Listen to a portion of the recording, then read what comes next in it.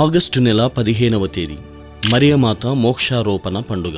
పునీత అల్ఫోన్స్ మరియు లిగోరి ప్రకారం మరియ తల్లి ఈ లోక ఆశల వలయంలో తగులుకొనక దేవునితో మాత్రమే సఖ్యత కలిగి జీవించిన జన్మ పాపరహితోద్భవి కావున మరణం ఆమెకు శిక్ష కాదు, అది ఆమెకు అతి మధురమైన ప్రేమపూర్వక పరలోక ద్వారం. మరియ తల్లి యేసు మోక్షారోహణం తర్వాత శిష్యులకు పెద్ద దిక్కుగా ఉంటూ ప్రార్థనలను బలపరుస్తూ పవిత్రాత్మ వరాలను పొంది క్రీస్తు రక్షణ ఫలాలను అందింప శిష్యులకు తోడ్పడ్డారు. యేసు తన తల్లికి ముందే మోక్షానికి వెళ్లి ఆమెకు సింహాసనం సిద్ధం చేసి మోక్ష వాసులతో గౌరవప్రదంగా స్వాగతించి ఆమెను సకల పునీతుల మాతగా మోక్ష రాణిగా నియమించారు. అదే రోజున భారతదేశానికి స్వాతంత్రం వచ్చింది కనుక నిత్య స్వాతంత్ర మాతగా భారతదేశ పాలక పునీతగా శ్రీసభచే గౌరవించబడింది. రక్షణ ప్రణాళికలో ముఖ్య పాత్ర వహించిన మరియ తల్లి జీవితం, దర్శనాలు మరియు ప్రార్థనలు క్రైస్తవులకు ఆధ్యాత్మిక మార్గ దర్శకాలు.